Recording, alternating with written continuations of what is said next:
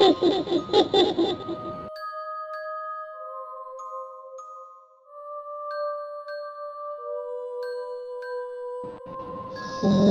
comes the bride. For better or for worse.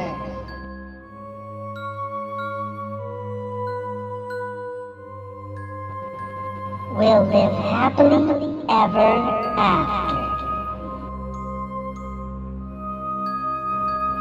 Till death do us part.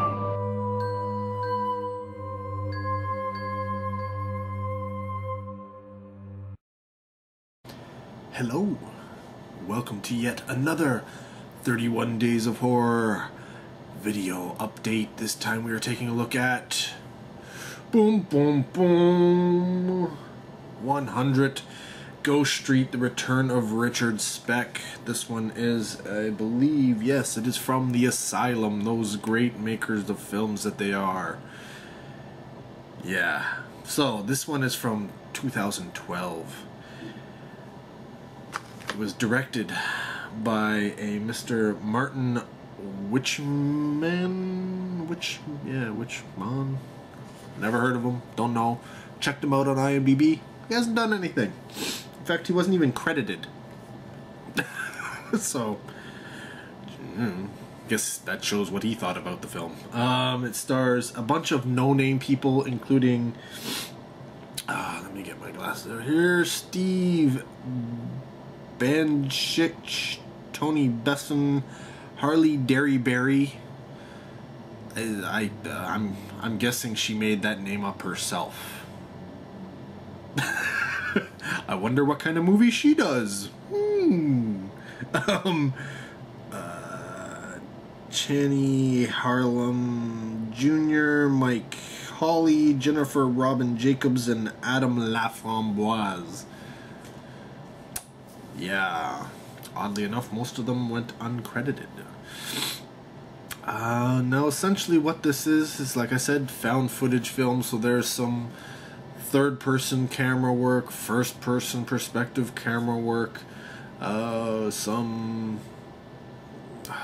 night vision camera work, as well as some regular type things, security camera type looks, that kind of stuff going on.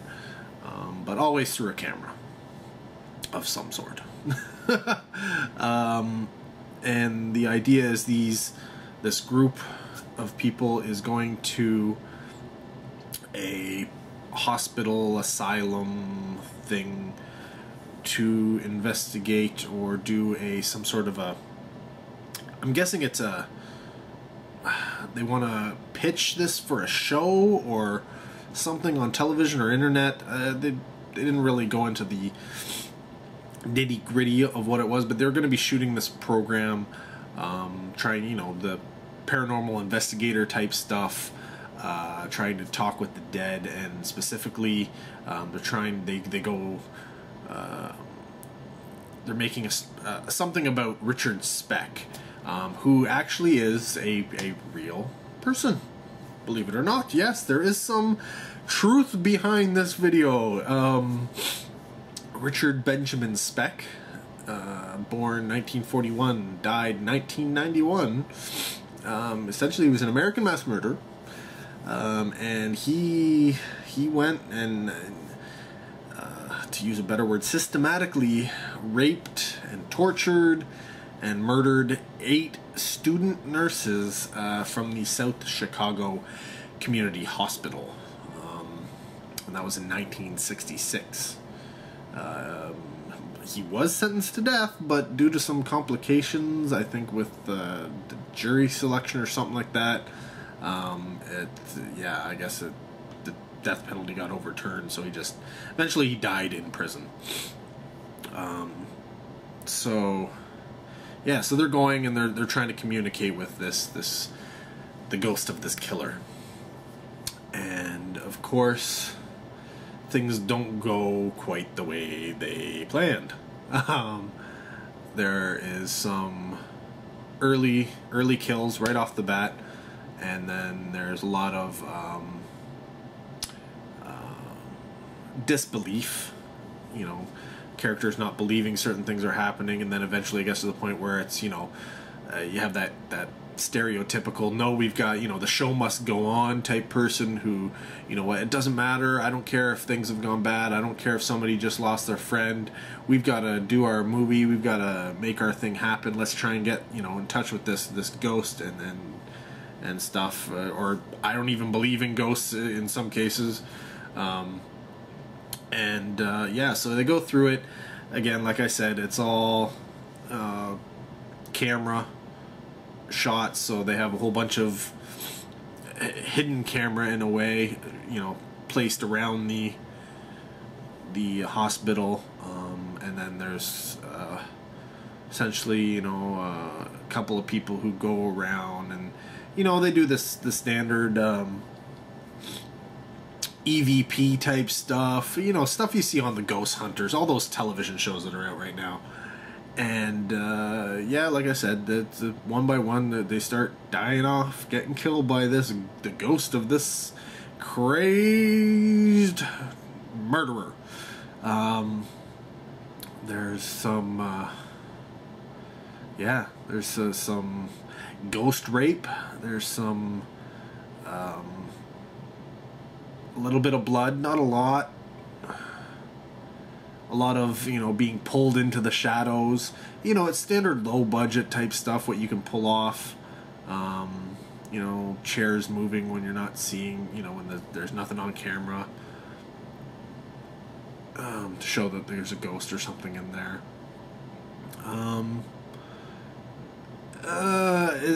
It's not the greatest. Like I said, the kills aren't that great. The scares, there's a few of them in the film, but they aren't overly impressive.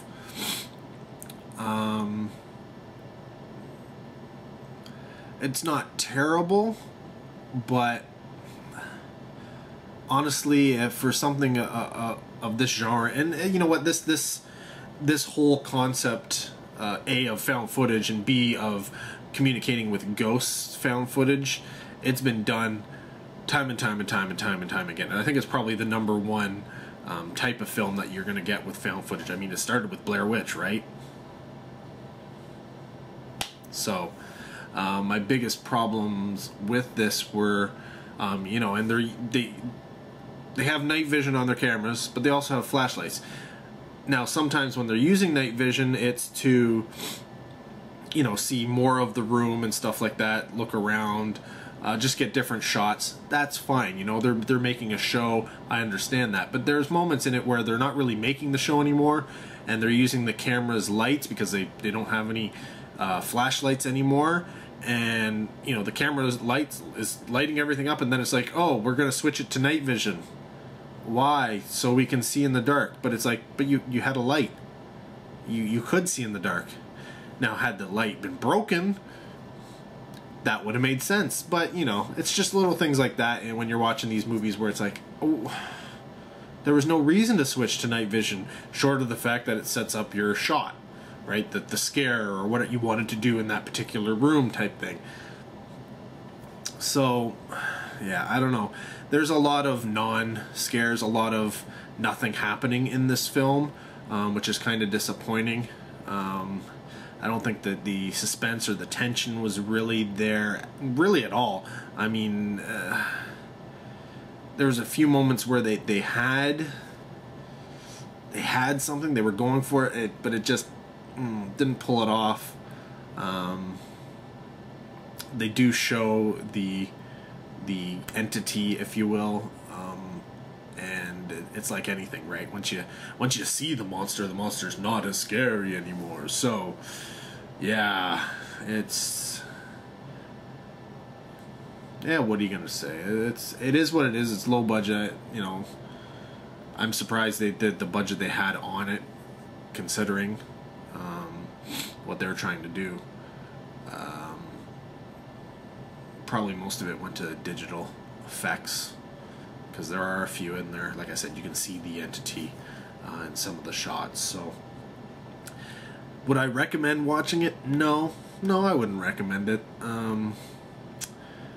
honestly, you know, I watched it with my beautiful girlfriend. We sat down. She loves ghost movies, and I'm glad that she's able to partake in this 31 Days of Horror with me when we have the chance.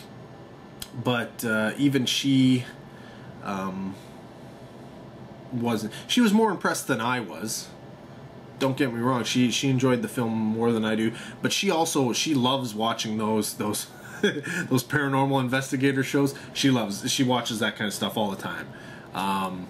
And so, or even if it wasn't like a movie, like a pure fiction type thing,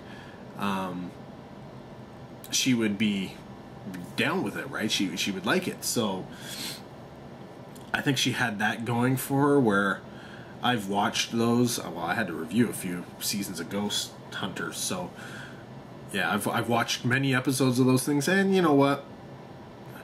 I watched them with hoping that there's going to be something there. You know, it'd be cool, but more times than anything, you know, like there's nothing there.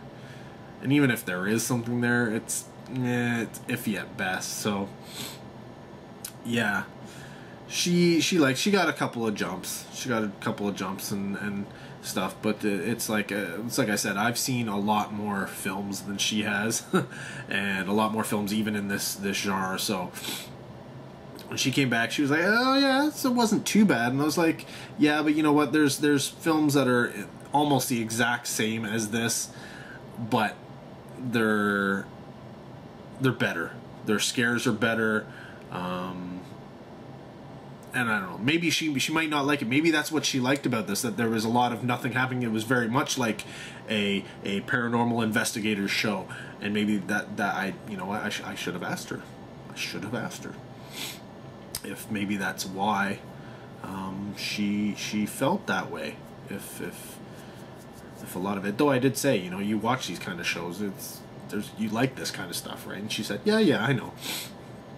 So I think that might be part of what clued her into, you know, liking this more than I did. Obviously, I'd love to have her here, you know, maybe right here, giving her own opinion, but unfortunately that can't happen. Maybe in a future video she will participate, but she's not here right now. And so I've got to get this video shot and done and get up. So I will paraphrase what she told me, and that's the best you're gonna get. But yeah, so like I said, 100 Ghost Street, the Return of Richard Speck. As much as Richard Speck is, you know what, the portion of it is learning about Richard Speck. If you didn't know about it, that portion I would say is cool, but there isn't anything in this film that you can learn without going to, say, Wikipedia or something. Though I would like to, maybe, I don't know, I'd have to look into this. Maybe if they actually shot where it was like an actual paranormal investigator thing, and they actually went through all the rooms and it was what happened in real life, and you know, they did use the historical records to make this film, then I might give it a little bit more respect. But I have a feeling they just picked whatever location they could shoot in to make it seem like that. But I could be wrong. If you know better, and maybe you're involved with this, maybe you know somebody who's involved with the film, or you've already done the research yourself, or you know of something, or maybe, I don't know, maybe you went to a screening somewhere and they had cast and crew or something and they did a Q&A. I don't know. But if you know different, and you know that yes, it was actually all shot on location where the murders actually happened and what they do, and say in the film, short of the, you know, them being killed and stuff, is actually not made up, is as factual as possible to, you know, the Richard Speck murders, then, you know, let me know, because that would be cool, and I'm sure anybody viewing this video would like to know, and I would definitely, you know, give you a one-ups. I might even, you know, down in the little description portion, I might, you know, because you can't really pin things in the new format here, so I would do it. I would give you the shout out there if you know for sure. Please cite your sources. Don't say, well, I think, let me know. You better be sure, because, you don't want to spread disinformation. That's just bad. The internet is too full of disinformation already. Don't be like that.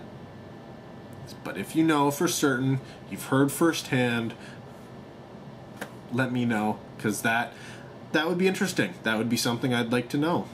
But I don't think that's the case. It is the Asylum, after all. Till next time, guys. What's going to be next on my 31 Days of Horror? I don't know. Anything's possible. Anything and everything. But